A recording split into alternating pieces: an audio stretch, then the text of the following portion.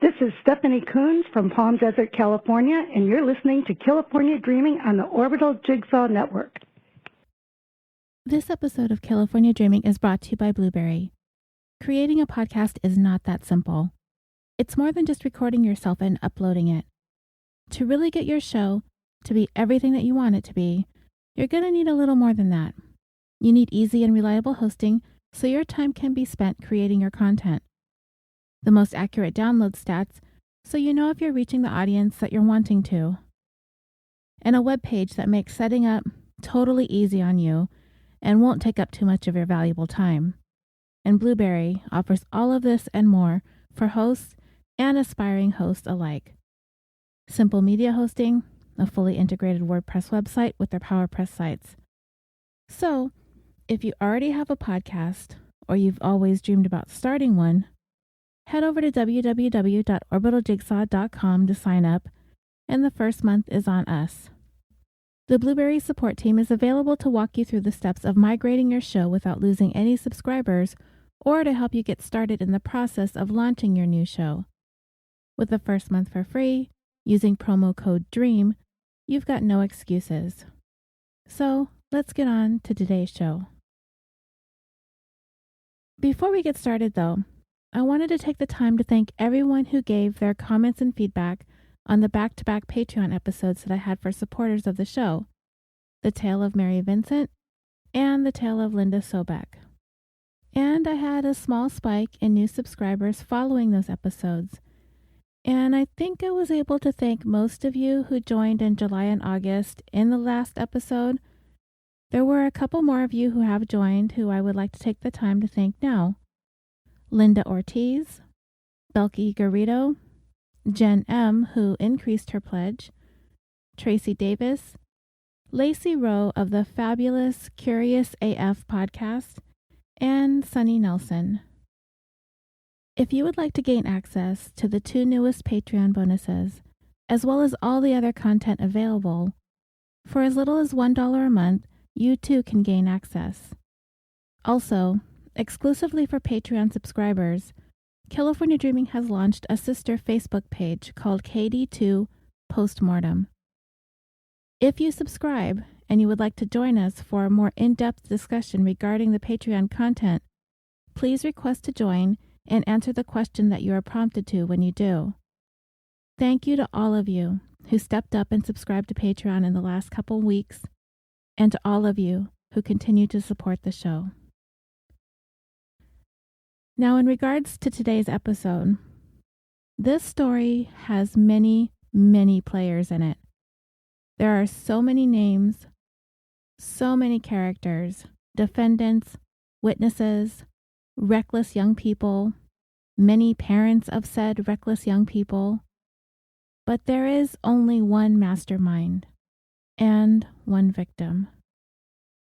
So, in order to make sure we are keeping up with who's who, I'm going to more often than not continue to refer to many of the individuals in the story by both their first and last name. And I will periodically remind you listening who they are in relation to the story if there seems to be a need for a refresher. I am not great with remembering names and what they did or didn't do myself, so if anything, I need the reminders. Okay, so let's go. This is going to be quite a story. When he was born, he was just given this name that seemed like it was meant to be memorable. Jesse James Hollywood. Born to parents Jack and Lori Hollywood on January 28, 1980. But for purposes of this story, I am going to refer to him as Jesse James, because there is another person in the story also named Jesse, and I don't want to get them confused. And it will annoy me to try and refer to him by his last name, Hollywood, so we are going to call him Jesse James. He was raised in the West Hills area of Los Angeles, and he seemed to have a pretty ordinary childhood. He enjoyed playing baseball. For a time in the mid-90s, his father relocated to Colorado to open a restaurant, but ended up coming back to West Hills in short order. Jesse James would continue playing baseball as he attended El Camino Real High School, and it was also during this time that he wanted to begin building up some muscle mass. So he started taking muscle supplements and power weightlifting.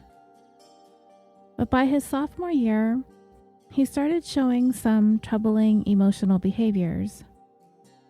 His coach would say he seemed like a very emotional kid who was prone to outbursts. As a matter of fact, he would eventually be expelled for exploding into a fit of rage aimed at one of his teachers just as he was about to finish up the 10th grade. He ended up being transferred to Calabasas High School, where he made it onto the varsity baseball team there too. But ultimately, injuries to his back and his leg would cause him to have to hang up his baseball glove for good. By the time Jesse James was 20 years old, he could still easily pass for a teenager, standing only 5 foot 5 inches tall or 1.65 meters and 140 pounds or 63.5 kilograms. His frame was small, and for some reason, the friends he kept were mostly in middle school. He liked to drink, he liked to smoke weed, and before long, he was dealing drugs, to the point that he was able to actually buy his own home in West Hills, in quite an affluent section of the community. And his house was the party house. It was also really close to where Jesse James once played baseball, at the West Hills Baseball Complex. He had been an all-star pitcher, coached by his dad. But now, several of those who used to play baseball were now partying with him at his home, including a young man by the name of Ryan Hoyt. And Ryan Hoyt is definitely going to be a name you guys are going to want to remember. By the time Jesse James reached this point in his life, he was already considering himself quite the accomplished drug dealer. He had been able to smuggle in a particularly potent type of marijuana called British Columbian bud in tightly sealed bricks. His friends were the ones who helped him break the stuff down into ounces and sell it. And in exchange, they had an all-access pass to party and indulge themselves at Jesse James's party house pretty much on a nightly basis. And all the while, Jesse James was easily making enough money to keep up the mortgage payments on the party house. But what often happens in situations like this, the friends start consuming more of the stuff than selling it. And the one who was guilty of this most was Ryan Hoyt. And before long, Ryan wasn't even one of Jesse James's dealers anymore. He was being made to try to have to work off some of the debt that he had accumulated by doing chores around the house. He was doing housekeeping, yard work, cleaning up after Jesse James's dog. But none of it ever really seemed to satisfy the debt that he was in for all the weed that he had smoked up. And at the time when this story really begins to take off, Ryan had amassed about a $1,200 debt to Jesse James. And there was just no way he was going to be able to weasel out of it. Jesse James just wouldn't have it. And these guys also spent quite some time videotaping a lot of their antics around the house. And there would be a portion of video where Jesse James is asking Ryan about how much money he has in the bank. Ryan Hoyt asks him if he could stop recording, but Jesse James continued to press him, asking him again, how much? How much can you get from the bank? Ryan replied, enough money to pay you some. Jesse James asked again, what's going to be there tomorrow? Hoyt, I'm serious, man. I can see this is going to be like nothing. And Ryan tries to tell him that it's not going to be nothing. And Jesse James says back to him, what's it going to be then? Just tell me. This video was recorded sometime towards the beginning of 2000. About 6 months later, Jesse James's party would be shut down for good. All because of his misguided attempt to have Ryan Hoyt settle his debt by carrying out a plan to settle another debt, also in the amount of $1,200, owed to him by another man, an individual with whom Jesse James had a growing feud. And Ryan Hoyt would agree to go along and carry out the orders of this mid-level drug dealer, Jesse James, with an ego way bigger than he would ever be. In today's episode of Killafornia Dreaming, the tale of Jesse James Hollywood. Jesse James was not an individual who would easily forgive a debt. One way or another, whether you become his indentured servant or you perform some more sinister tasks for him, he had to be paid back if you didn't have the money when he demanded it. Ryan Hoyt owed Jesse James $1,200, but so did another man that was a neighbor of Jesse James's, a man named Benjamin Markowitz. He allegedly owed Jesse James this money, but Ben would not be intimidated by him, not like the little gang of followers that he tended to have. Not Ben. He was not the slightest bit impressed by Jesse James. As a matter of fact, by some accounts, Jesse James may have been the one who was slightly afraid of Ben.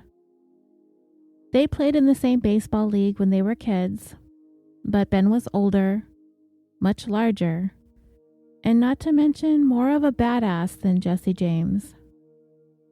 And Ben, some would say, was even crazier than him as well. From his mid-teens, Ben was already getting into trouble and developing a reputation for being a troublemaker.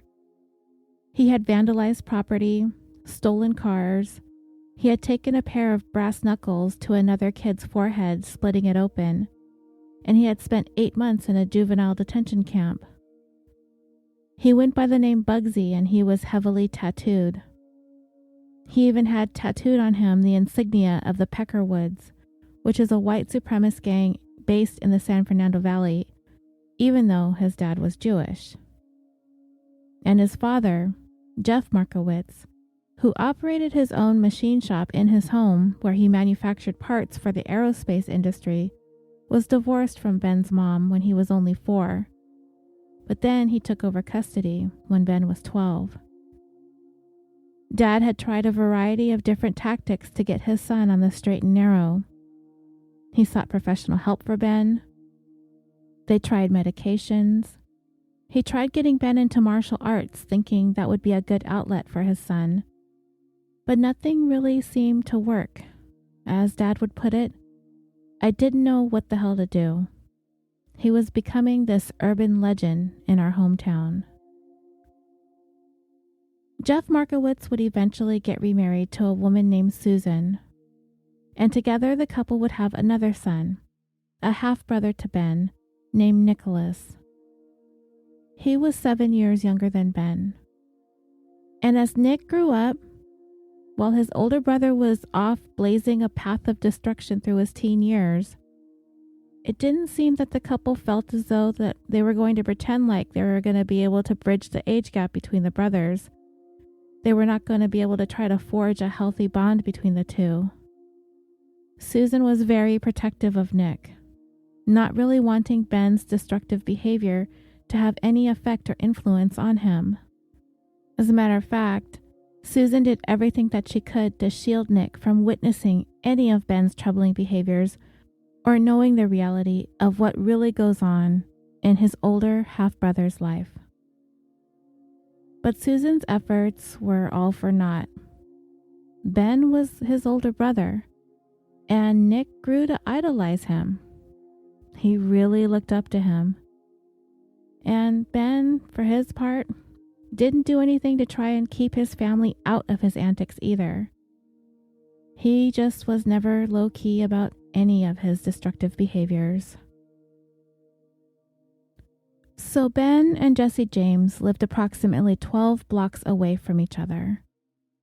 They both attended El Camino Real High School. Remember, Jesse James was expelled for verbally attacking a teacher who incidentally had dress coded him for a t-shirt that he was wearing, And not to be outdone, Ben was expelled for punching a girl who threw a milk carton at him. Jesse James did go on to graduate from Calabasas High School in 1998, but Ben, he didn't go back. But when it came to a desire for money and social status and appearing to be successful, those were all of the things that were important to Jesse James, though he was earning it all through drug dealing. He had a staff of anywhere between 5 and 10 dealers at any given time, and with each of them bringing in several $100s a month, often upwards of $1,000 each, Jesse James could easily make $50,000 a month. Plenty of partying money. Jesse James always had a girlfriend. He always had weed. He had a couple of cars that were fully loaded and customized. And he bought that home just a couple of blocks from his parents' house, all before he was 20 years old. And Ben had been one of Jesse James's dealers. But Ben wasn't like him and his circle of friends. Ben was genuinely a bad guy. He was irresponsible. He was careless. He was not good with handling money. He lost track of the drugs when he was supposed to be selling, or he'd just smoke it all up. He got into debt over and over again. But because of the way Ben is and how he conducts himself, he just didn't care. He would not take orders from Jesse James, or anyone for that matter. Consequences meant nothing to Ben. If you had to compare the two, Jesse James was a wannabe, and Ben was for real. And things would begin to simmer between the two of them into the early part of 2000. There was a grudge that was growing. Jesse James would try to contact Ben, wanting to try to work things out with his homie, or so he thought they were homies. But Ben would just tell him, "It's your move." And things kind of hit the fan that February of 2000. Jesse James and his girlfriend went to go have dinner at a restaurant where Ben's girlfriend was employed. The couple ran up a $50 tab, and when they left, Ben's girlfriend picked up the bill, and Jesse James had written a note that read, "Take this off of Ben's debt." This infuriated Ben. He had some information on Jesse James that he threatened to turn him in on. Jesse James was involved in a $35,000 insurance fraud scheme that involved one of his cars. He dismantled the vehicle, sold all the parts, and then reported it stolen.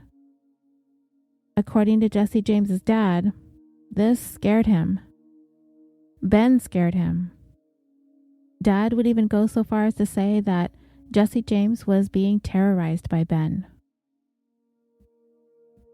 By August, Jesse was getting ready to move out of his house.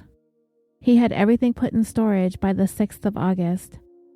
A couple of nights earlier, Ben had been over there and took a metal pipe to some of the windows on his house. And Jesse James, with the help of some of his friends, borrowed a van that belonged to a friend of his dad's to use to move his stuff out of the house.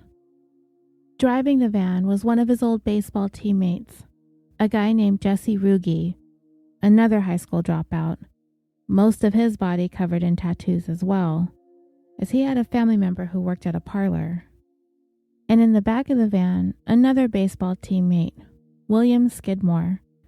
Though he was half Latino, he seemed to associate with the Filipino gang. Ryan Hoyt, working off his debt, stayed at the house to clean up all of the glass that Ben broke.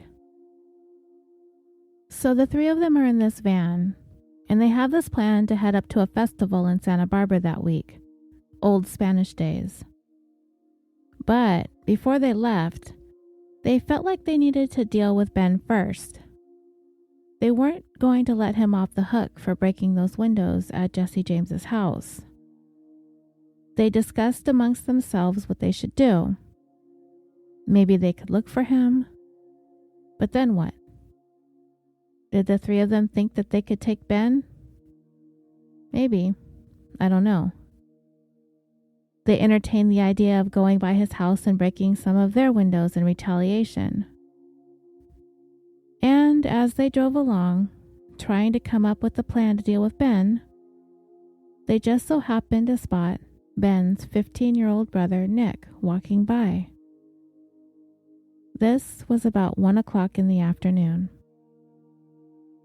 Nick wasn't anything like his older brother Ben.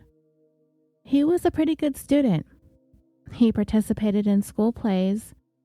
He was even a volunteer peer counselor. But he wasn't exactly squeaky clean. He was known to dabble in using drugs.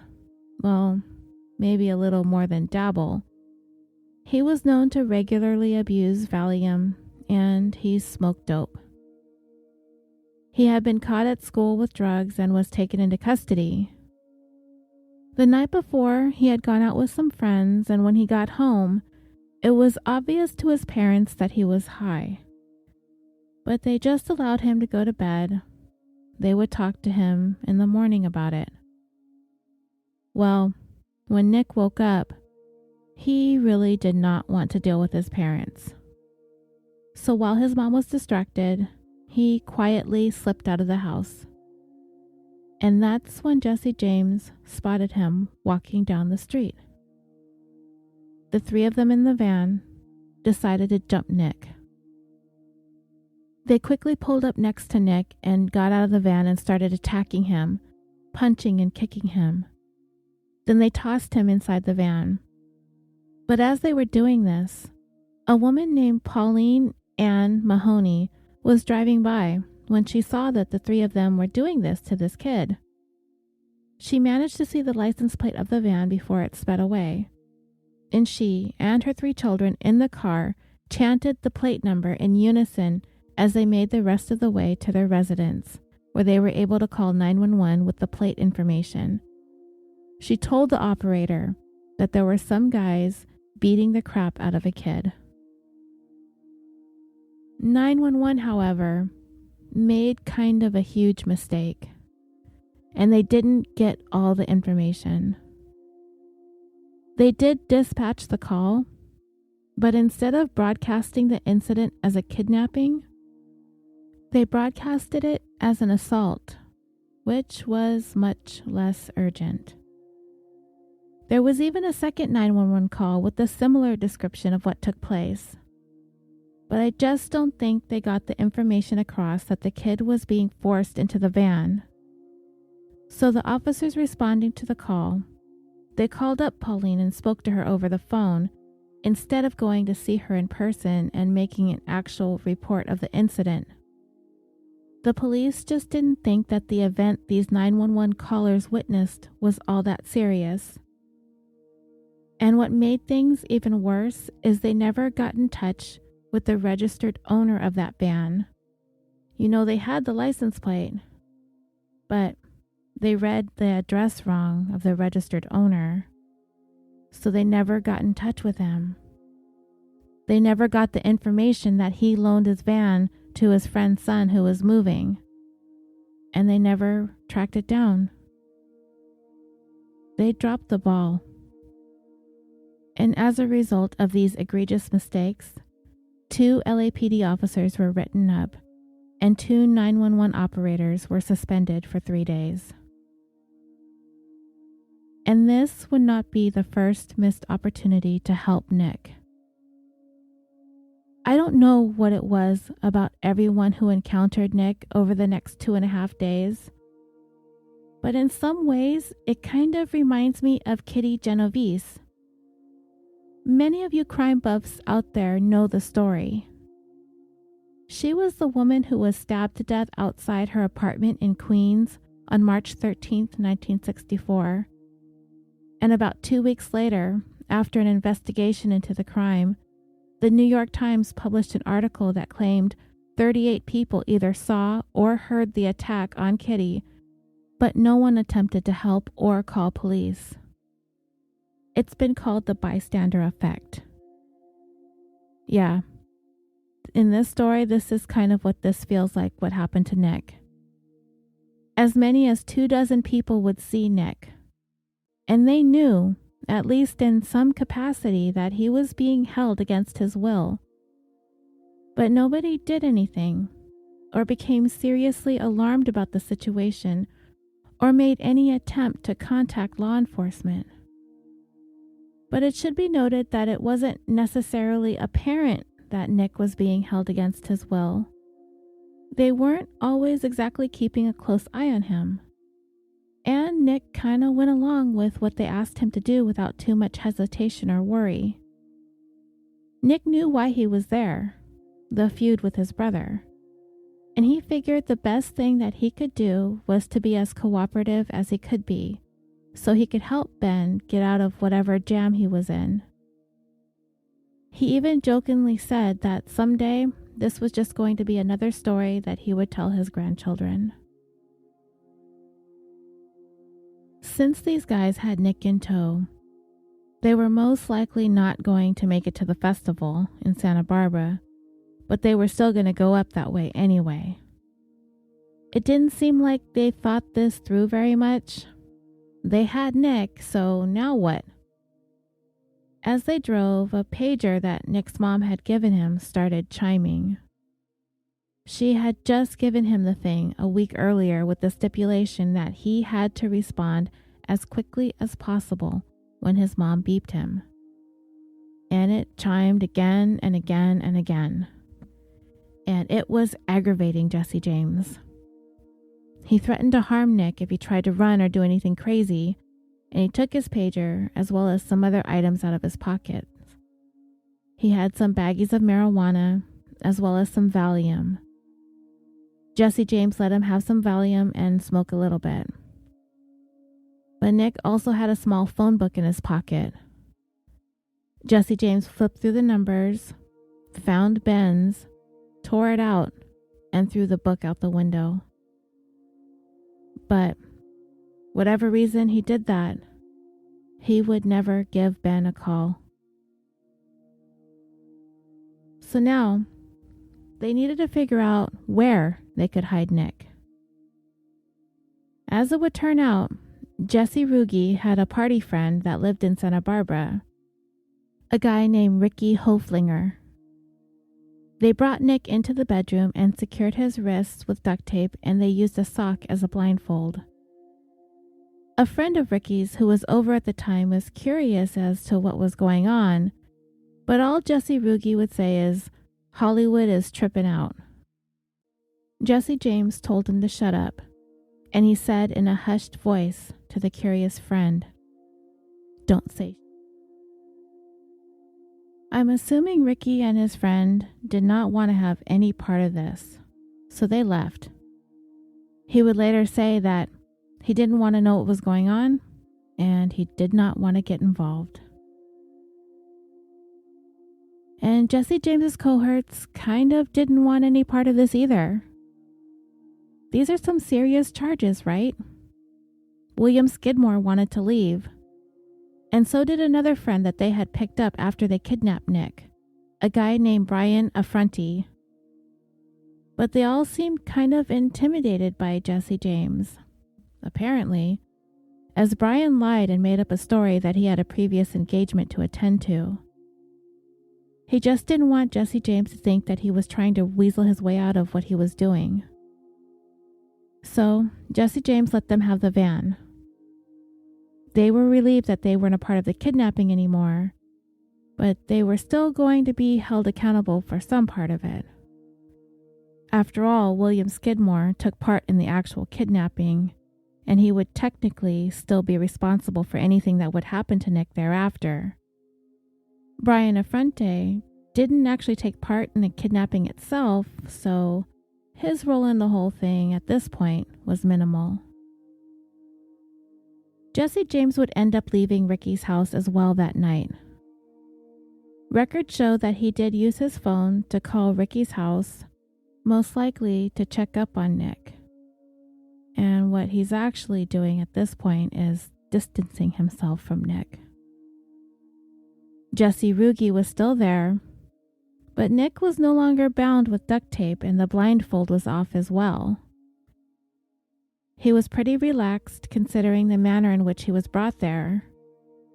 and I can only assume that he just didn't think that his life was in any kind of peril. These were his brother's friends. He might have thought that it was pretty cool that he was actually hanging out with them.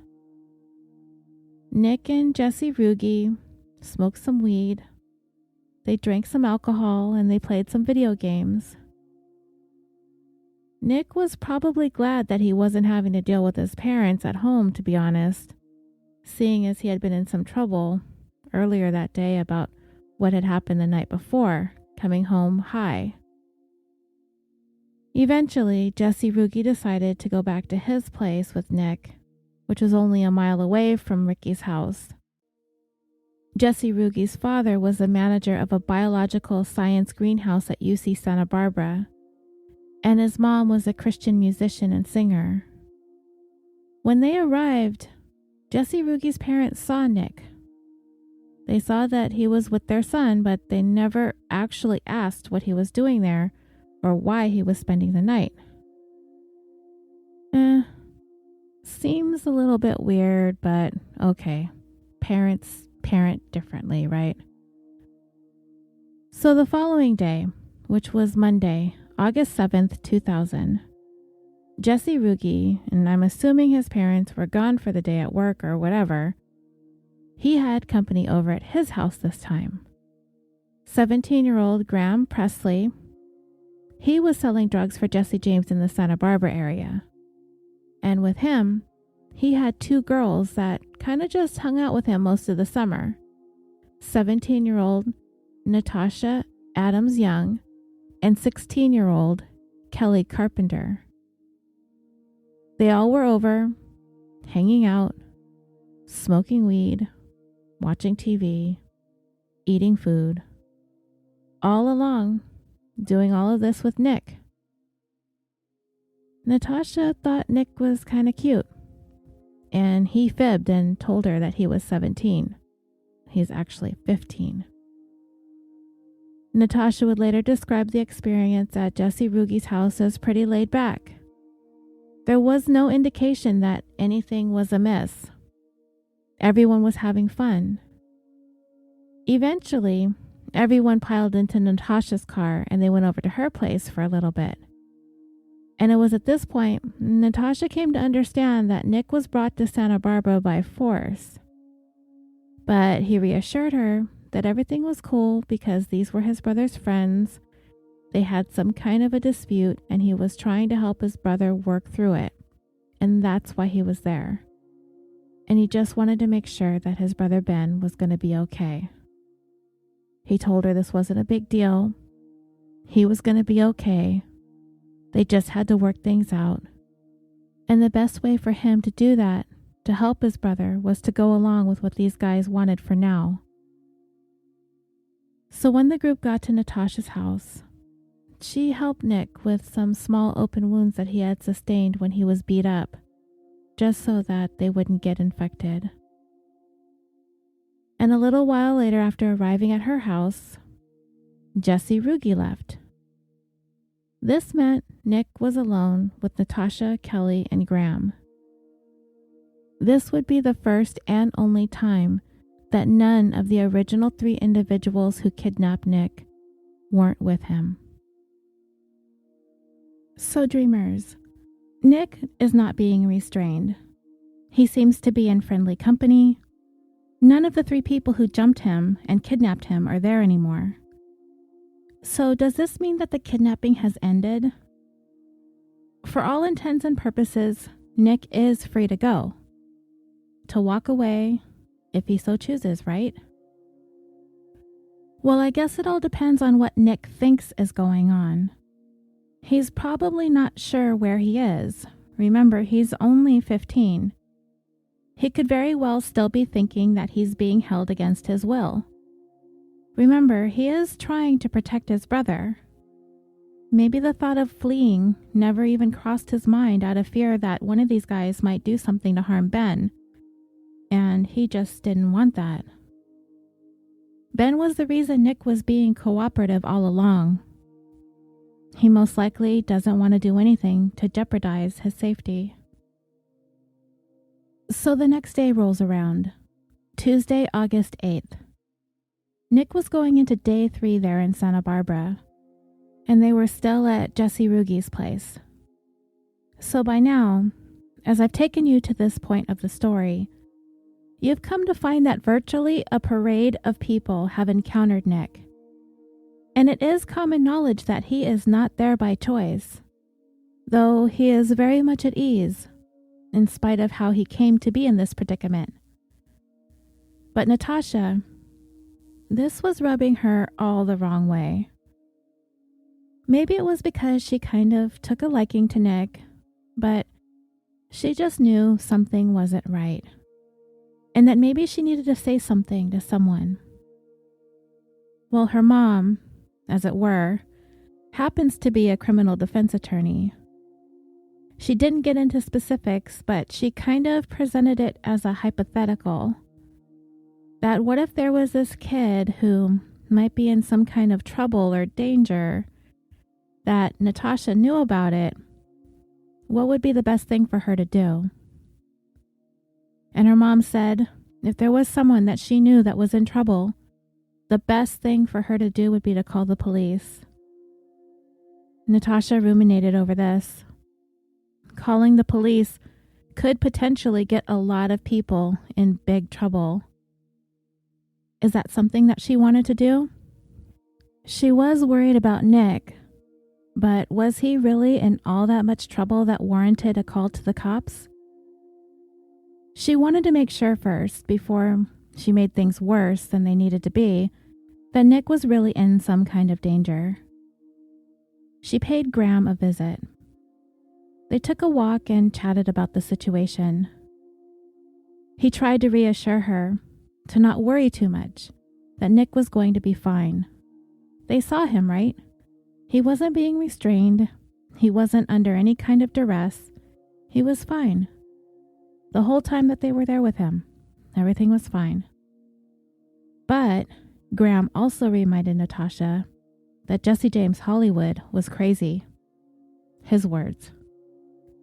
He instructed her to keep her mouth shut, because they could very well end up dead for doing something like snitching to the cops. Natasha wasn't satisfied with what Graham had to say, though. She paid Jesse Rugi a visit, too. She expressed her concerns for Nick, that she was worried about his safety, and Jesse promised that they were going to take Nick home. He even told Nick, too, promised him that they would take him home, telling him that they were probably going to give him some money to take a bus home that night. But Jesse Rugi did have this to say to Natasha: "There better not be any cops at my door tomorrow." The next order of business was to party, naturally. They were going to let Nick go, so they wanted to just have a fun night. The group rented a motel room, wanting to have a pool party, but they needed a ride, apparently. Graham called his mom, and she said that she would give them a ride to the motel. When she picked them up, her son introduced Nick and told her that he was crashing at Jesse Rugi's house for a couple days. She pivoted around so she could get a look at her son's friend. She knew that her son made questionable choices when it came to the company that he kept.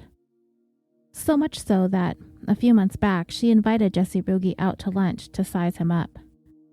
She was worried about what kind of an influence Jesse Rugi would have on her son, as they were aware that Graham was getting into stuff that he shouldn't be. They knew Graham smoked marijuana, however, they had no idea that their son was dealing it as well for Jesse James Hollywood. She did what she could to be keen to the red flags. Nick, though, he seemed nice enough. He was cordial. He thanked her for the ride. And she dropped them off at the motel. And for the next few hours, they all smoked and drank and swam, Nick included. Graham talked to Nick about leaving. Maybe he should get his stuff and just get out of there. But Nick brushed him off, telling him that he was going home and there was no need to make things more complicated than they needed to be. In the meantime, Nick's mother and father have been in full-blown panic mode. They were scouring the city, putting up missing persons flyers all over West Hills, looking for anyone that they could think of that was friends with Nick to see if any of them had seen or heard anything from him. By day 3, they finally filed a missing persons report for Nick with the police. And they weren't the only ones in panic mode. Jesse James Hollywood was as well too. He wasn't sure what he was going to do. He was worried about keeping Nick, but he was just as worried about letting him go as well. What exactly was Jesse James doing all this time Jesse Ruge and Graham were hanging out with Nick? Well, while they were planning their pool party, Nick went to go see his attorney, a man named Stephen Hogg. He had been a close friend of the family for most of Jesse James's life, and Stephen Hogg had actually represented him when he had gotten into some legal troubles in the past, specifically a resisting arrest charge and being a minor in possession of alcohol. They sat down on the patio to talk. Jesse James told him that some friends kidnapped a kid and were holding him hostage. What should he do? Mr. Hogg urged him to go to the police, but Jesse James insisted that he couldn't. Mr. Hogg said, "You have to. You have no choice." Jesse James asked him what kind of trouble were his friends in. And Mr. Hogg was blunt. If they asked for a ransom, they're looking at life. Jesse had heard enough. He stood up and ran off. Of course, Mr. Hogg was concerned about the conversation that he had just had with Jesse James. He attempted to reach him by his pager, but he never called back. In less than an hour's time, Jesse James's dad did call. He was out of town at the time. Mr. Hogg told him about the conversation that he had had with his son and told him to get a hold of his son and make sure you don't let him out of your sight. Jesse James's dad wanted Mr. Hogg to get a hold of a guy named John Roberts, another good friend of the family. John Roberts was kind of a shady guy, a one-time wise guy back in Chicago. And he was the one who owned the van that Jesse James had borrowed for the move, but ended up using it for a felony kidnapping instead. It was his intentions to use some old wise guy tactics on these guys, to try to track these kids down and find this kid that they've got kidnapped. And he's going to shut the victim up by offering him some money, and all of this can just go away. And while this so-called wise guy plan was getting underway, everyone was desperately trying to get a hold of Jesse James via his pager. His dad, his attorney. They were blowing up his cell phone as well, and his girlfriend's phone. John Roberts' phone was getting blown up by Mr. Hogg and Jesse James's dad. It was a non-stop flood of calls. Yet, not one single call to the police. Jesse James was done. He came up with his own plan to weasel his way out of this. And he was going to solicit the services of the other person who owed him a lot of money. Ryan Hoyt. Jesse James paid him a visit, and he posed this question: do you want to erase your debt? Ryan was listening. There's this mess that needs to be cleaned up. Somebody needs to go take care of it. Of their circle of friends, if you can even call them friends, Ryan Hoyt was the weakest link. He was a high school dropout. He was denied entry into the Navy after a failed drug test. He had an alcoholic mother, an abusive father, a brother in prison for armed robbery, a heroin-addicted sister who, at the same time, was in a relationship with Ben. Looking for an escape from his own family, he kind of settled in with the Hollywoods. He just sort of adopted them as his family. He took care of Jesse James's little brother. He helped around the house with chores. And when Jesse James bought his own house, Ryan just went along with him. And he was always in debt with Jesse James. And the interest rate was outrageous. Payments were weekly, and if he missed one, there was a $100 penalty. But Ryan had no other options but to stay in the good graces of Jesse James. He simply had no other place to go. And this was actually going to be pretty good timing for Ryan. He was going to be 21 years old in 2 days. There is nothing he would like more than to be free and clear of owing any money to Jesse James. He couldn't think of a better 21st birthday gift to himself. And what's more, this would boost his rankings amongst Jesse James's circle of friends. He would stop bullying Ryan around, and he was finally being given something much more important than mowing his lawn or picking up his dog's poop. Doing this one thing for Jesse James was going to change everything for him. So yeah, he wanted this. Ryan Hoyt readily agreed to clean up this mess for Jesse James. Ryan was given a duffel bag. In it was a Tech DC-9 assault pistol. And if it sounds familiar, it was used in the Columbine High School shooting. But the one that Jesse James gave Ryan had been modified into an automatic machine gun, able to shoot 12 rounds a second. At 8:30 that night, Jesse James called the motel where they were having their pool party to let them know that this thing with Nick was getting taken care of, that Ryan Hoyt was on his way there.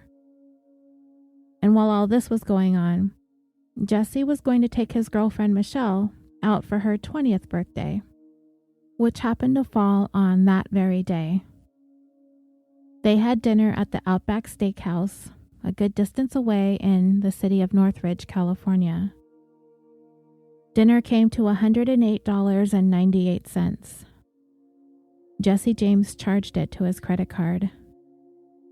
And not only was his girlfriend Michelle happy, Jesse James just solidified his alibi.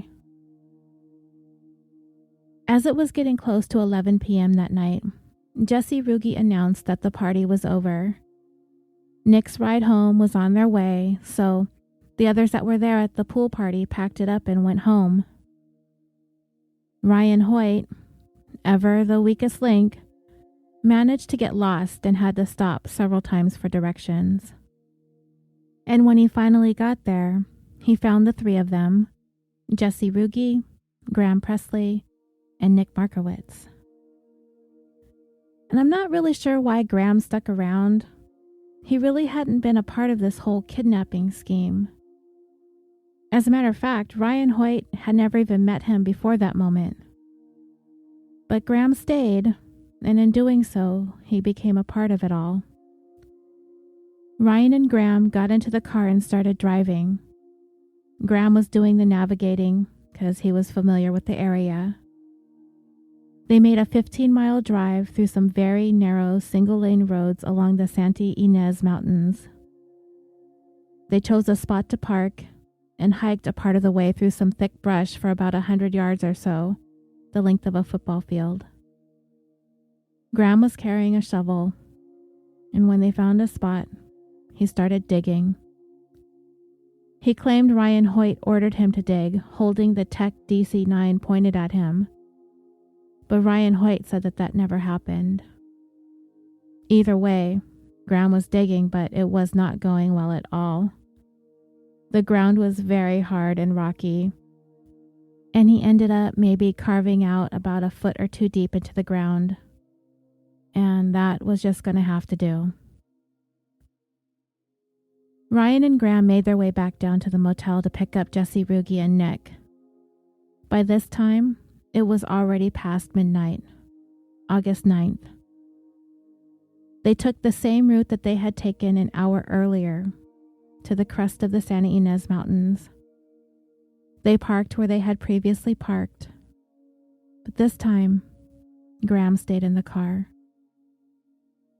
Jesse Ruge and Ryan Hoyt walked Nick up towards the place where they had prepared that shallow grave. Dreamers, I'm starting to wonder if it's really sinking in for Nick now. Is he realizing what these men are doing? Or is he still thinking that this is all still something that he needed to go along with to make things right? They duct tape Nick's mouth shut, and they duct tape his hands behind his back.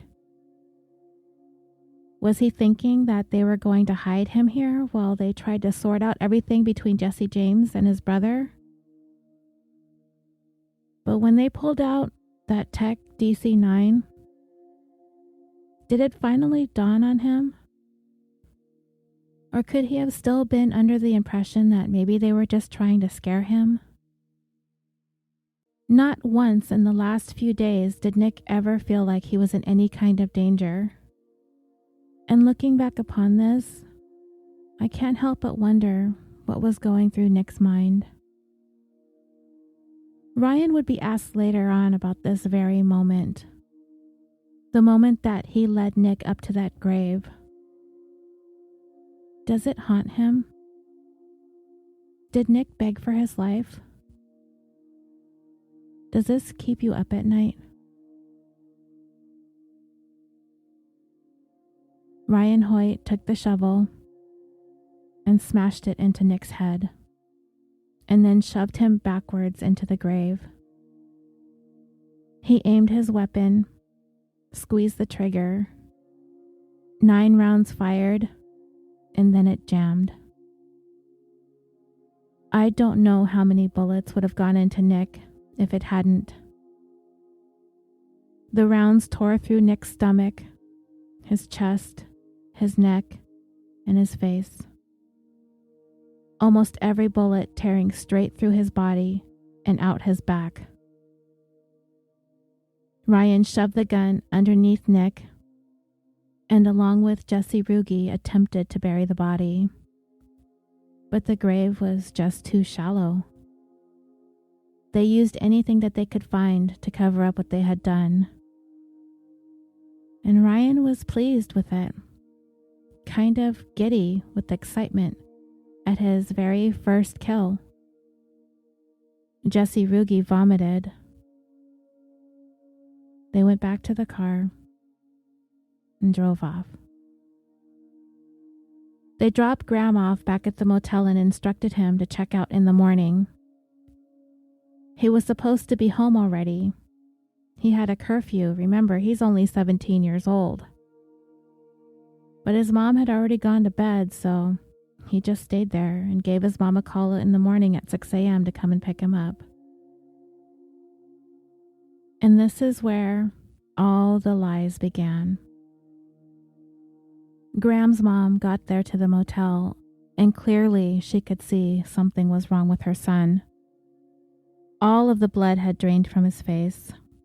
She asked him if he was okay, and he just explained that he didn't feel well, and he had trouble sleeping. But to his mom, it seemed more than that. He looked sick, but he also looked kind of scared or nervous. But she couldn't be sure, and she really didn't inquire any further. When they got home, Graham called up Natasha. He wanted to let her know that he gave Nick a ride home, back down to the San Fernando Valley.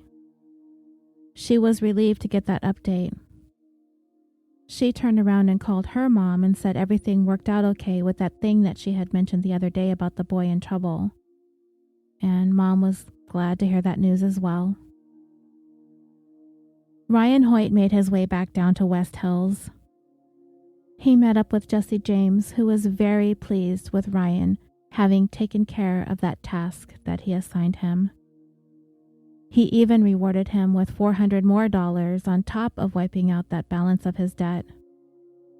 Ryan went to buy some new clothes, but in reality, the next few days for him, he was in a complete fog of drinking and smoking and pill popping. He was celebrating his 21st birthday, which was on August 10th. They partied at another old baseball buddy's house, a guy named Casey Sheehan. He had once been a dealer for Jesse too. And in his fog of alcohol and drugs, Ryan actually confessed to Casey what he had done, that he had executed Nick. Casey Sheehan wasn't really sure what to make of what he was hearing.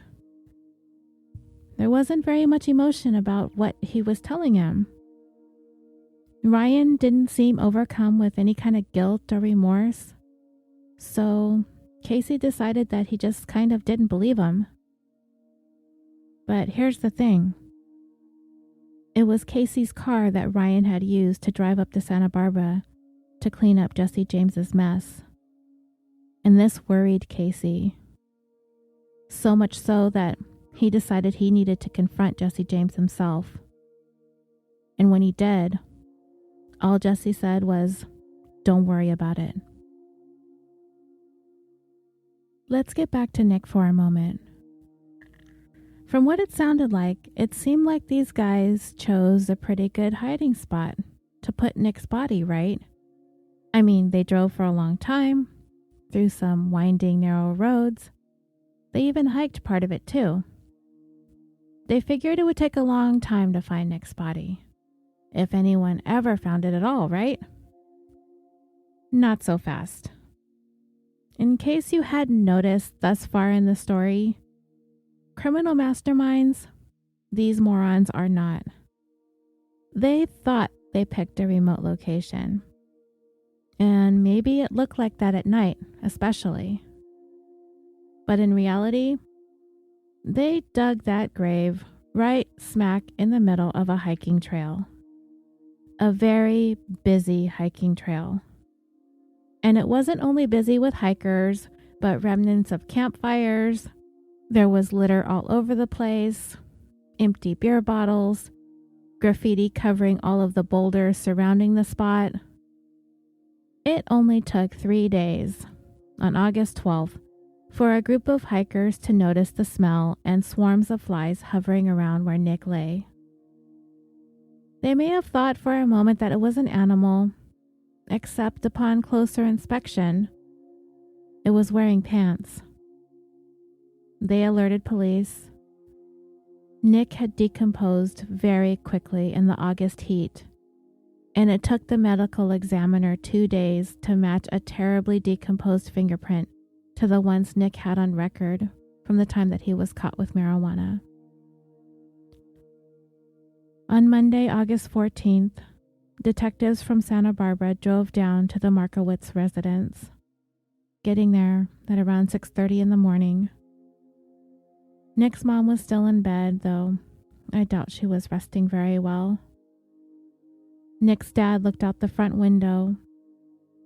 He turned to Susan and told her that there were men in suits at their front door. They knew what the news was going to be. The word about Nick's death made its way into the media by the next day, August 15th. Natasha spotted Nick's picture in her local morning paper. That cute boy with the sweet sense of humor. The one that she had helped with the small injury from when he was jumped. The one she continued to be concerned about even though he himself kept reassuring her that everything was going to be okay, that he was helping his brother, and he was going to be going home in no time. He was dead. Tears welled up in her eyes. She got in touch with Jesse Ruge. The first words out of his mouth when he got on the phone, "It's not what you think." She hung up and drove over to his place. When he opened the door, he didn't have a shirt on, and as she described it, his heart was visibly pounding in his chest. And she knew. And she knew what she had to do. Finally, for all the mindlessness of this entire cluster of a scheme, finally, somebody steps up and does the right thing for the very first time since the day Nick was kidnapped. Natasha went right over to her mom's office. Remember, Mom is a criminal defense attorney, and Natasha spoke to an attorney at her office. They made arrangements for Natasha to report everything that she knew to law enforcement truthfully, and in return, Natasha would be granted full immunity from any prosecution. By mid-afternoon, Natasha was sitting down with detectives, and the entire saga came pouring out of her. And with it, she gave up everybody's name, everybody's address, every location of everything that she knew. Everything. Who, what, where, when, how, and why, to the best of her knowledge. On August 16th, 2000, Jesse Ruge, Graham Presley, William Skidmore, and Ryan Hoyt were all placed under arrest. And they basically all fessed up, implicating themselves in the murder of Nicholas Markowitz and implicating each other as well. But what about Jesse James Hollywood? We'll get to that. But something interesting happened with Ryan Hoyt, however. He called his mom collect from jail. Her name was Victoria Hoyt, and of course, their conversation would be recorded. She would make a big, huge blunder as she spoke to her son on the phone. She vacillated between anger and sadness and frustration and yelling and crying. It was the full range of emotions for her. She pushed her son to talk to police. Tell them everything. Tell them the truth, the whole truth, nothing but the truth. Do it now. Don't wait. Don't hide. Don't hesitate. Just do it. Never stopping to think that he should wait to talk to an attorney first. No, just go do it now. Lay it all out to bear. Not once it ever crossing her mind that her son was guilty of smashing Nick in the head with a shovel and sending 9 bullets through his body. She pleaded with him, telling him he's innocent. He's innocent. She told him the only thing he was guilty of was being associated with these people. And he agreed with her. She asked him who did this, and he told her that he didn't know. She asked him where Jesse James was, and he told her that he didn't know either. She screamed at him through the phone, "Then find him. Spill your guts and get it out now. Do it for me. Do it for your family. Do it for yourself. Tell them what you know. Tell them now. You fool. Don't defend anybody. This is your life." And then she stopped and said, "Our Father who art in heaven, hallowed be thy name. Thy kingdom come. Thy will be done on earth as it is in heaven. Give us this day our daily bread, and forgive us for our trespasses, as we forgive those who trespass against us. And lead us not into temptation, but deliver us from evil." They eventually hung up. Then Ryan Hoyt asked for a guard. He requested to talk to the detectives about his role in this crime. He was taken to an interview room where, I don't know if Ryan knew it or not, but the room was equipped with a microphone and a camera to ensure that everything he said would be on record. He sat down in the chair and kind of slouched, and he put his hand on his forehead. There were 2 detectives there with him. They asked him what he wanted to talk about, and he answered with a question of his own. "If I talk, does it get said in court that I said it?" This guy just isn't the brightest, am I right? Doing everything that he could to minimize his role in as much of what happened to Nick as possible, Ryan began to tell detectives about the murder. If you recall, Ryan Hoyt didn't have anything to do with the kidnapping or the holding of Nick against his will at any point in the 3 days or so that he was in the company of Jesse James's crew of misfits. Ryan hung back, cleaning up that broken glass from the windows that Ben Markowitz had shattered. It wasn't until Jesse James came back around to offer him that chance to clear up his debt with him that he became involved in this. But what he would ultimately be fessing up to is the worst, most heinous part of this tragic story. The murder of an innocent kid that had no beef with any of them. Ryan Hoyt even told detectives this bizarre statement, quote, "What Ben owed Jesse didn't, in my opinion, I'm going to say this off the record, in my opinion, didn't justify this kid's death." I'm sorry, dreamers, but I can't even begin to get my mind around what this guy is thinking. How many things are wrong with every single word that is coming from this idiot's mouth? Oh, it's your opinion that a $1,200 debt wasn't justification for pumping 9 bullets into Nick, who wasn't even the person who owed the debt in the first place? You think? And what the hell do you mean off the record? Do you know what you're even saying? Do you even know where you are? Do you see who you're talking to? This guy is so dumb. And you guys, it gets even dumber. Oh my goodness. The detectives must be giggling like kids in a candy store inside listening to this guy just implicate himself all over the damn place. So Ryan continues. He needed these detectives to be absolutely crystal clear about this. He had nothing to do with Nick's kidnapping. He wasn't there. He didn't take part in it. He really didn't even know that there was a plan to carry that out. So just make sure you don't try to pin any of that on him. And as for rumors that Ryan was the one who dug Nick's grave, he needed to set the record straight on that too. He can't believe all of the rumors and conjecture going around about him having been the one to dig the grave that Nick was actually buried in. This was absolutely false. He had nothing to do with that, and he's offended to no end that the suggestion had even been made. Well, the detectives were kind of just feeding Ryan information. Whether or not it was true, they were telling him that other individuals they had in custody were pointing the finger at him, even saying that it was Ryan who bound and gagged Nick with duct tape. Ryan was incensed at the notion. Really? He scoffed. Wow, I really love that one. He needed the detectives to get the story straight once and for all. And this is the God's honest truth, he says.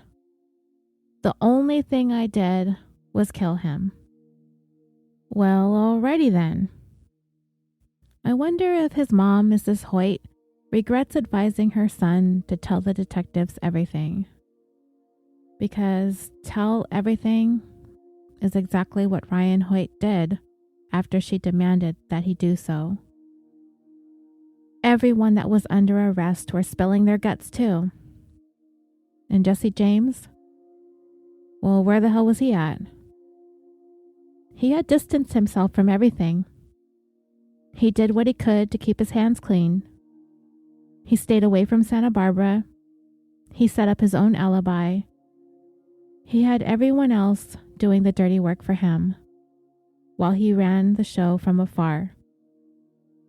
He played everybody. Let's track what he was up to in the wake of Nick's murder. Jesse James first began attempting to collect on some debts that were owed to him, something that he always seemed really consumed with.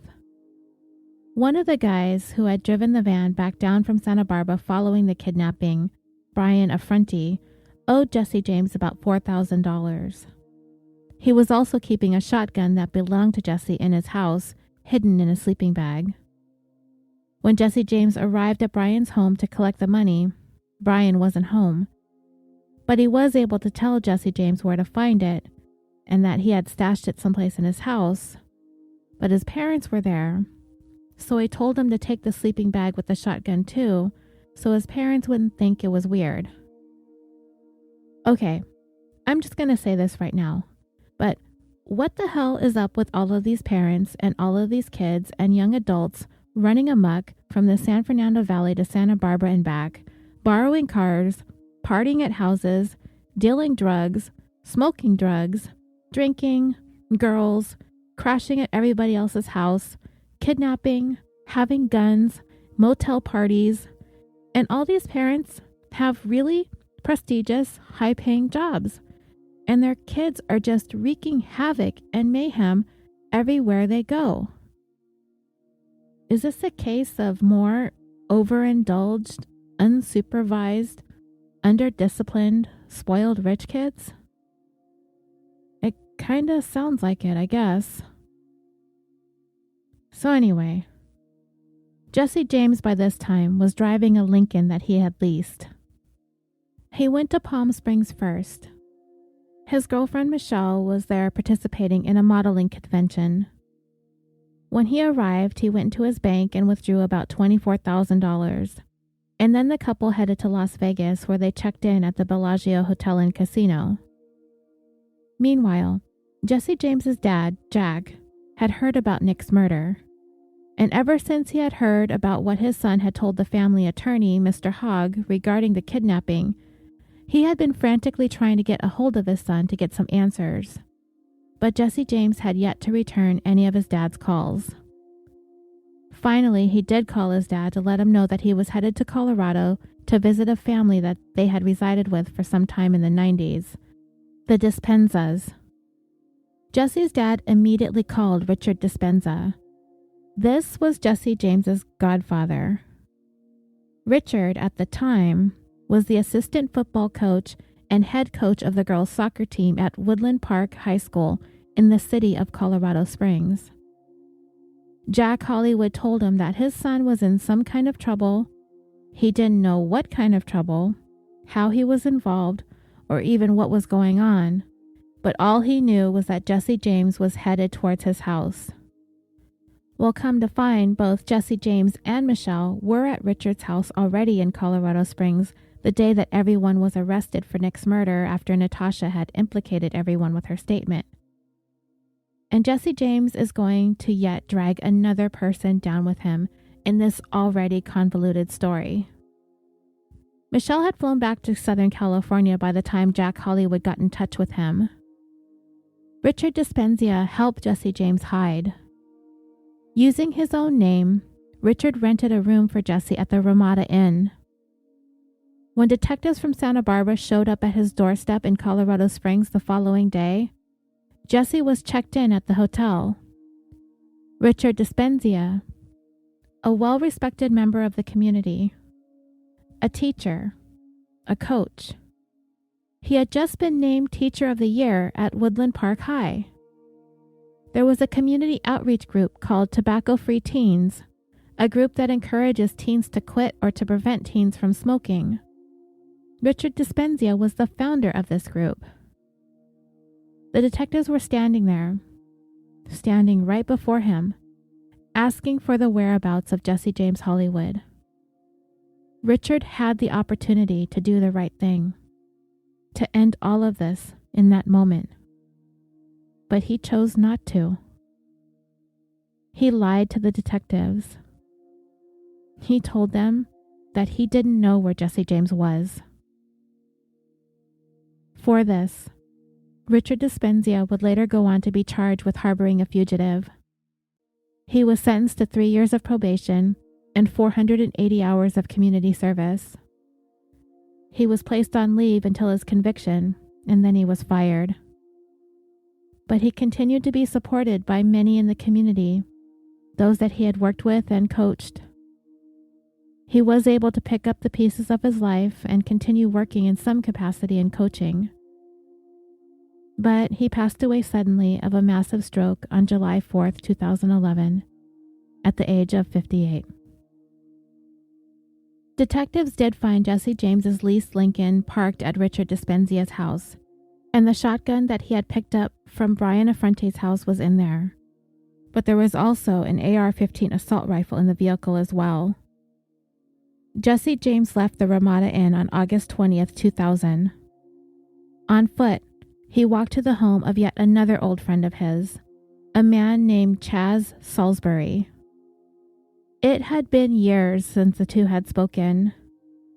Jesse James made up a story about having been pickpocketed while he was in Vegas and he needed a ride back there. And Chaz said sure, he'd give him a ride. The things people do for this guy, right? Jesse James paid for food and gas and whatever they needed out of a plastic bag stuffed with cash. When they arrived in Vegas, Jesse asked Chris if he could just take him all the way back to California. And again, sure, no problem, he says. But as they made this leg of the drive, Jesse James divulged the whole story as to what happened with Nick Markowitz.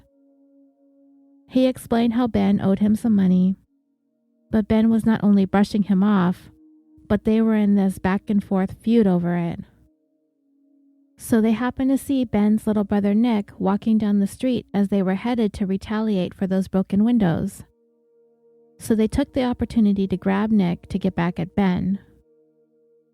But then Jesse James said it was a huge mistake to do that because they had him, and now what? They really weren't sure what to do, and they were afraid to let him go because they figured he'd report what they did to the cops. So after he talked to his attorney about the possible legal ramifications for the kidnapping charge, he did not like what he was hearing. So Jesse James decided to put an end to the whole thing. Kidnapping was already going to get him life in prison. Getting rid of Nick wasn't going to be that much worse. And that was the logic of Jesse James Hollywood. Chaz became very nervous after everything Jesse James had told him while they were driving. Next, Jesse James asked him to take him to see John Roberts. Remember him? The old retired wise guy from Chicago who loaned Jesse James the van that they had kidnapped Nick in. When John saw Jesse James standing at his screen door, he got up quickly and yanked him into the house and closed the door. He knew Jesse James was up to his eyeballs in this kidnapping.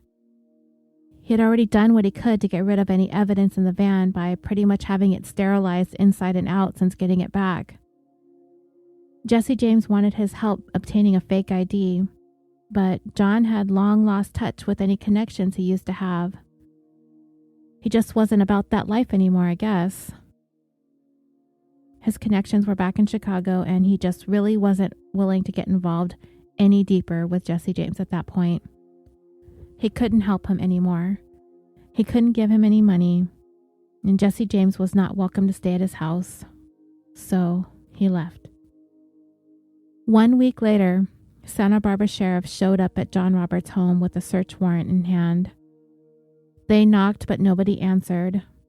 They heard noises coming from inside, so they summoned the SWAT team. This brought Roberts to the door. He said he was sleeping. They fired tear gas into the house in an effort to flush out anyone hiding, but nobody else emerged. Jesse James was gone, and he would stay gone for a little more than 4.5 years. And we will talk more about his life as a fugitive in a little bit. As you can imagine, there were going to be numerous trials as a result of Nick Markowitz's murder, both criminal and civil. I am not going to go into all of the details about every trial. That would take forever, as this story has already been long and complicated. So I'm going to briefly summarize the outcomes of each trial. Ryan Hoyt, who was 21 years old at the time of Nick's murder, was charged with first-degree murder. He was made to stand trial in October of 2001, and it lasted approximately 1 month. During the trial, he took the stand in his own defense. He denied killing Nick, claiming that the things he said to detectives in his interrogation were lies, that he was trying to protect Jesse James and his friends. He claimed his only role was to deliver the duffel bag to Santa Barbara. His attorney tried to play the "he's a bumbling idiot" card, but it didn't work. On November 21st, 2001, Ryan Hoyt was found guilty of the first-degree murder of Nicholas Markowitz. On December 9th, 2001, he was sentenced to death. Today, Ryan Hoyt is 39 years old, and he continues to reside on death row at San Quentin State Prison. Jesse Ruge was 20 years old at the time of Nick's murder. He was charged with aiding in the kidnapping and the execution of Nick Markowitz. In 2002, he was convicted of aggravated kidnapping for ransom or extortion with special circumstances. He was sentenced to life in prison with the possibility of parole after 7 years. His first attempt at parole in 2006 was denied. But on July 2, 2013, Jesse Ruge was granted parole, with the parole board reaching the conclusion that he no longer posed a reasonable threat to society. Of course, Nick's mom, Susan, was outraged, but powerless to do anything about it. And on October 24, 2013, after serving 11 years, Jesse Ruge was released from prison and is still currently on parole. William Skidmore, who was also 20 years old at the time Nick was murdered, but was not present when the murder took place, was charged with kidnapping and robbery. In September of 2002, he pled guilty, and as a part of his plea bargain, he was sentenced to 9 years. William Skidmore was released from prison in April of 2009. Graham Presley, who was 17 at the time of Nick's murder, was the one who dug the shallow grave. In July of 2002, he was acquitted of kidnapping, but the jury was deadlocked as to whether or not Graham Presley participated in the fatal shooting. Remember, if you recall, he guided Ryan Hoyt up into the mountains and dug that grave before they went back and got Nick and Jesse Ruge and returned to the spot they chose. He waited in the car while Nick was executed. He was retried in October of 2002 and was convicted of second-degree murder. He was incarcerated at a California youth authority until 2007, just as he was about to turn 25. Incidentally, Graham Presley was the very first person in the United States to be charged as an adult for a crime under Proposition 21, which was passed in 2001. It increased the range of criminal penalties for crimes committed by youthful offenders between the ages of 14 and 17, and would incorporate them into the adult criminal justice system. In 2003, the Markowitz family named 32 people in a civil lawsuit. Along with the kidnappers, the killers, and the LAPD, they named everyone who came in contact with Nick during the time that he was held captive and failed to call for help. They named the parents, the owners of the homes that Nick was brought to, the motel where they had their pool party, as well as the guy whose van they used to carry out the abduction. Basically anyone who knowingly or not came in contact with the killers and the kidnappers during the time Nick was being held. They were awarded $11.2 million. And this is basically how it broke down. Jesse James, still a fugitive and on the FBI's most wanted list at the time, and two of his co-defendants in Nick's murder were ordered to pay $10 million in punitive damages to the Markowitz family, even though Jesse James had not yet been convicted of anything. The judge cited the O.J. Simpson civil trial, where Simpson was ordered to pay millions of dollars to the Brown and Goldman families for the wrongful deaths of Nicole Brown and Ron Goldman, but was not convicted of their murders. The Markowitzes settled out of court with 14 defendants the year before, including the LAPD for $350,000, the retired wise guy and van owner John Roberts for $165,000, Jesse James's parents, Jack and Lori Hollywood, for $50,000. Nick's mom was awarded $684,000 for the loss of her son, and his dad, $510,000. Jesse Ruge and Ryan Hoyt were ordered to pay $15,000 in funeral costs. So, let's get back to Jesse James Hollywood. When you step back and look at all of the people we met through the telling of this story, Jesse James would be the one who stands out amongst them all as the one who never lacked initiative. Everyone in this case was so lackadaisical, so apathetic, so willing to nonchalantly go along with the kidnapping and murder like it was an errand you do between picking up your dry cleaning and going to the post office. Even Nick, the victim himself, ever so passively just went with the flow. Was it the marijuana smoking that added to their apathy?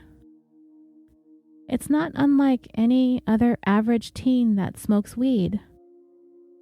There is something extraordinary that created this numbed indifference that stifled everybody's senses of morality.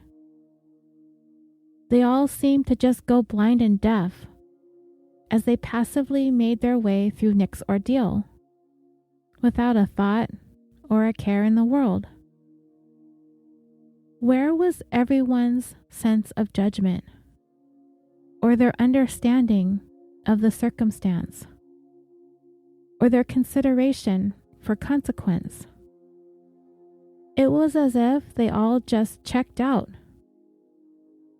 Even Natasha, though she consistently displayed moments of concern for Nick, she was able to delude herself into thinking that nothing was really wrong, because in her own words, it just didn't seem real. And the parents who crisscrossed in and out of Nick's story, even they didn't pick up on anything, or they didn't want to. Nobody wanted to ask the hard questions. Nobody wanted to see what was right below the surface. They all just chose to see what was being shown to them by their kids.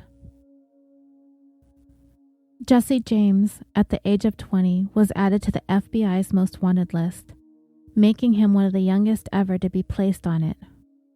He was featured multiple times on Unsolved Mysteries and America's Most Wanted. There was a reward for as much as $50,000 for his capture, $30,000 of it from the Markowitz family themselves. And they had even said, if Jesse James turned himself in voluntarily, they would place that $30,000 in a college fund for Jesse James's then 13-year-old brother. But Jesse James remained a ghost.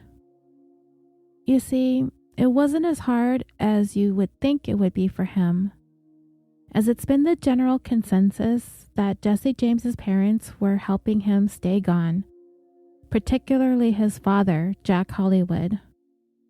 You see, the apple doesn't fall too far from the tree. Except Jack Hollywood is much more cultured, more shrewd. He had a savviness about him. He kept a low profile, unlike his son, who enjoyed attention and being flashy. And obviously, Jack Hollywood made smarter choices than his son did.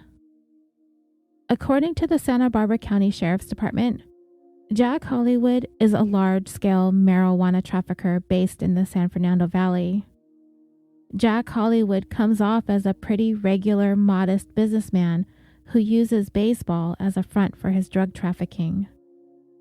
He's been referred to as a mobster, and Jesse James went into the family business, and his dad was his supplier.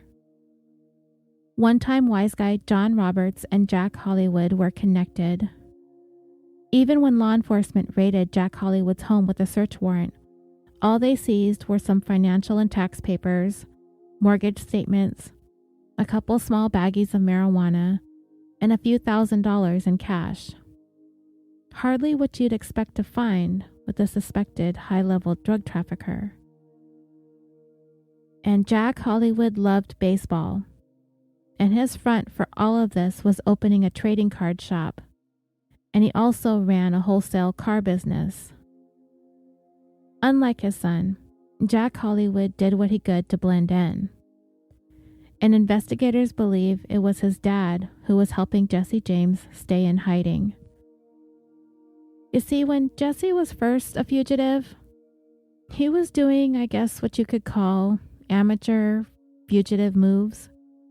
He was going to see people from his past who might be able to help him. He had a lot of cash with him, and he was talking a lot about his crime. But once he finally made his way back to California, he was gone. And authorities think his dad took control of Jesse's fugitive status. If he hadn't, they strongly feel like Jesse would have been quickly apprehended. Even if investigators believed Jack Hollywood was aiding and abetting the fugitive, it was going to be another thing to prove it. But as much as Jesse had his parents on his side, Nick had his parents on his side as well. Susan Markowitz was never going to give up looking for Jesse James Hollywood. She was always looking around her, everywhere she went. She always had copies of the FBI's most wanted posters with her. She turned them into business cards and left them on windshields everywhere. She was not going to let this go. But it's not to say that this was easy on her. Susan had been hospitalized at least a dozen times and contemplated suicide, popped pills, drowned in alcohol, cut her wrists. But she somehow managed to keep going, covering as much of Southern California as she possibly could with wanted posters. There was hardly a day that went by that Susan Markowitz wasn't trying to track down Jesse James Hollywood. 2 years would pass when the police got a tip that Jesse James was in Brazil, a country that had been known to be somewhat of a haven for international fugitives, with local laws often protecting them from extradition. And it seemed like a place Jesse would like to go, like Rio de Janeiro. Beautiful weather, so much fun to be had, carnival. But the tips seemed to lead nowhere. And then there were other tips that led away from Brazil. And this would go on for 4 years following Nick's murder. But then one day, towards the end of 2004, the Santa Barbara sheriff stopped by to see Nick's parents. They told them that they were going to find Jesse Hollywood. They didn't say that they were going to try and find him. They said that they were going to find him. And it wasn't an if, it was a when. After a string of tips and leads, they were being led about 65 miles or so outside of Rio de Janeiro towards a beach resort on the eastern coast of Brazil. And just off the beach, behind a tall wooden gate, there was a home. A man lived there. The locals knew to be a Canadian guy named Michael Costa Guerreau, but everyone called him Mike. He was quiet. He had 2 dogs. He liked to work out and lift weights. And he always wore a baseball cap and kept his face turned down. There was a small bar that he frequented just steps from his house. Sometimes at night, he would go from bar to bar. But everyone knew him. And when he was drinking, he was talking. There was something about him that people knew that he needed some kind of help. A couple of years back, Mike met an older woman at a singles bar in Rio de Janeiro, Marcia Reyes. He told her that he came to Brazil to study, and she could see that he was young, and he looked younger than he actually was because of his stature. She felt like he seemed lost, and he drank a lot, sometimes getting into bar fights, but he was always good to her. They began dating, and eventually they began living together. And to her, he was everything that she wanted and needed. Sweet, kind, caring, loving, affectionate. He gave her everything that she wanted. They were living a really good life. Then one day, in March of 2005, Mike received a phone call from somebody in his family. It was a cousin of his who he had not seen in years. She was coming to Brazil on vacation and wanted to connect with him. So they made a plan to meet at a cafe near Mike's house. He, along with Marcia, headed over there. They sat down, they had some coffee, and they waited for Mike's cousin. But what Mike, well, let's call him Jesse James again because Mike is about to be finished.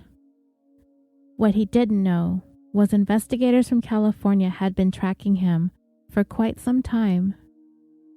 They were working with Brazilian authorities who were keeping tabs on the fugitive. As they sipped on their coffee, a woman appeared at their table.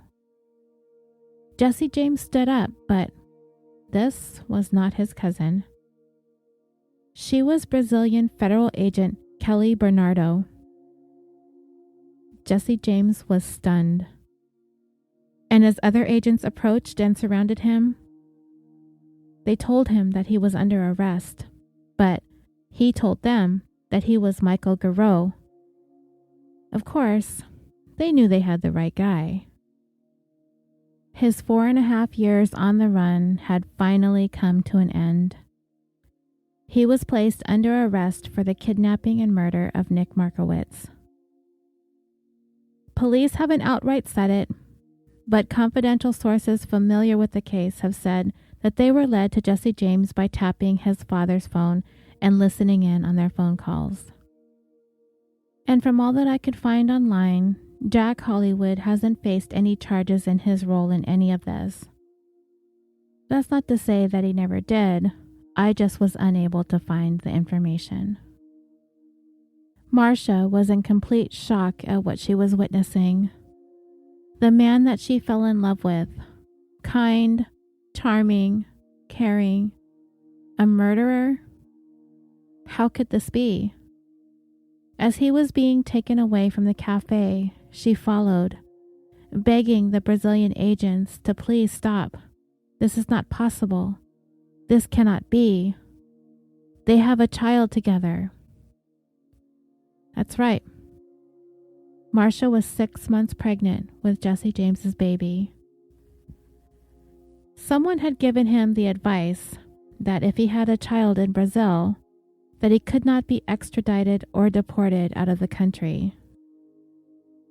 That wasn't completely wrong. It used to be that way, but the laws changed. And not only that, having entered into Brazil with a fake Canadian passport was grounds for immediate extradition anyway. Marcia would give birth a few months later and name the baby John Paul Hollywood Reyes. She would say she named him John Paul in honor of the Pope as opposed to an outlaw like Jesse James. In every sense of the name, right? Susan Markowitz received the news that she had been waiting years to hear. The search for Jesse James Hollywood was over. She crumpled into tears. It had been a long time since she'd cried over this. But this finally being over, it was overwhelming. The following month, in April of 2005, Jesse James was back in Santa Barbara. He was arraigned on charges of kidnapping and murder, to which he pleaded not guilty. Even though he did not pull the trigger, even though he wasn't even there, he was facing the death penalty. But what needed to be proven was if he was the one that ordered Nick's execution. While all of this was going on, there was a movie in the making. It's called Alpha Dog, and it stars Justin Timberlake and Sharon Stone. Production started before Jesse James was actually apprehended, and the Markowitzes cooperated with the filmmakers. I do have the movie on DVD. Someone loaned it to me not too long ago. But I haven't watched it yet because all the names and all the places have been changed. And because, as I mentioned in the beginning, there are so many players in this story, I did not want to confuse myself any further by having to track a whole different set of names, trying to match their movie roles to their real life roles in Nick's murder. So I may watch it sometime when I'm finished with this. But what's complicating the case against Jesse James is the prosecutor, Ron Zonin. He cooperated with the filmmakers as well by providing copies of documents on the case and serving as an unpaid consultant. He would later say that he thought that it might help bring in tips and lead to the capture of Jesse James Hollywood. He was the one that prosecuted all of Jesse James's co-defendants. Jesse's defense attorney had this to say about it. Quote, "We are deeply concerned that Mr. Hollywood receive a fair trial, and by the prosecutor developing, producing, and creating a motion picture prior to trial, it puts us in the position where this particular jury, in all probability, will see that version of events, and we are deeply concerned about it." By early December of 2005, Jesse James's attorney tried and failed to stop the release of Alpha Dog. In October of 2006, based on prosecutor Zonin's disclosure of the case files and consulting on the movie, he was recused from the case. Prosecutor Zonin maintained that if anyone in the jury pool who may have seen the movie will be excused, he was adamant that there was no misconduct on his part, and he was not paid for his input, and he did not need to be recused. So in December of 2006, the California Supreme Court granted a review of the case, staying the order to recuse Prosecutor Zonin. A year and a half later, on May 12, 2008, the California Supreme Court ruled that Prosecutor Zonin need not be recused, but he was ultimately replaced by leading prosecuting attorney Joshua Lynn. Delay after delay after delay, the trial finally got underway on May 15, 2009. Witnesses who were called included Jeff Markowitz, Nicholas's dad, Pauline Mahoney, the one who was driving by when she witnessed the men attacking Nick, Brian Affronte, Jesse James's one-time friend who stored that shotgun, Chaz Salisbury, the one who drove him from Colorado to California, Kelly Carpenter, one of the girls who saw Nick at Jesse Rugi's house, Richard Hoflinger, the friend whose house they first went to with Nick when they got to Santa Barbara following the kidnapping. Several other residents in and around the area where all of this took place also testified. Michelle Lasher, Jesse James's one-time girlfriend with a tattoo of his name on her lower back, but she would take the stand and proclaim her love for him still, and was considered a hostile witness. Hollywood family attorney Stephen Hogg testified about the conversation he had with Jesse James regarding the consequences of kidnapping. Graham Presley came to testify about his role in the crime. And Nick's brother, Ben Markowitz, took the stand and described in detail how all of this came to be. Jesse James Hollywood took the stand in his own defense. And this does not surprise me one bit. He denied having any role in the murder, even going so far as to say that he was upset when Ryan Hoyt told him that he killed him. He discussed the kidnapping and his time on the lam. He testified over a period of 4 days, and he looked sharp and well-spoken. And when the prosecutor had a chance to cross-examine him, all he did was pretty much deny everything. The case went to the jury on July 8, 2009. They deliberated over 3 days before returning their verdict: guilty of kidnapping and first-degree murder with special circumstances, making him eligible for the death penalty. Both Jesse James's mom and Nick's mom took the stand in the penalty phase, as did Jesse James's brother and Nick's brother. The jury would go on to recommend life imprisonment rather than the death penalty. So far, all of Jesse James's appeals for both a new trial and a new sentence have all been denied. His attorney maintains that Nick had ample time and freedom to leave but chose not to, and Jesse James had no involvement after that. But his conviction and sentence have both been upheld. Jesse James got married in 2014 to Melinda Enos, a pen pal. And today, Jesse James Hollywood and Ryan Hoyt are the only ones still serving time for Nick's murder. Thank you so much for joining me for this 59th episode of Killafornia Dreaming. Please join us on the discussion page on Facebook, where you can leave your comments and feedback about this story, as well as all of the other stories we have covered. You can also find us on Twitter at killaforniapod and on Instagram at Killafornia Dreaming Pod. Don't forget, if you need more Killafornia Dreaming, for as little as $1 a month, you can gain access to the bonus content on Killafornia Dreaming's Patreon. And if you are a current Patreon subscriber, please join our sister page, KD2 Postmortem. It's an exclusive discussion page for patrons only. So if you subscribe, don't forget to request to join that discussion group as well. Killafornia Dreaming is proudly brought to you by the Orbital Jigsaw Network. We are a podcast production company located here in Los Angeles, California, with a mission to create some of the best podcasts to listen to consistently improve upon our current roster of shows, to develop new content that appeals to people all over the world, and to provide a thriving community for listeners and podcasters alike. I, for one, am so proud to be a part of an eclectic group of shows and hosts, including The Concession Stand, Busted Wide Open, Super Nerds UK, 41 Owned, Historium, Vox Arcana, and The Podience. So please visit us at www.orbitaljigsaw.com. You can find links to all of our shows, as well as our merchandise store.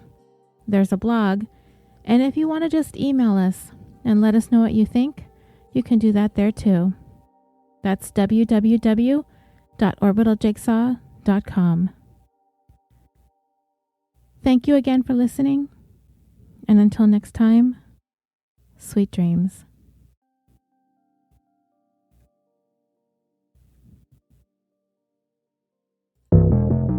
I'm Ryan. And I'm Rosie. We are the Voice of the Victim podcast. Every Thursday, we discuss cases that have been influenced by abuse in some way and try to make sense of these senseless things. We also try to identify the missed opportunities where people could have made a difference in the future of the victim.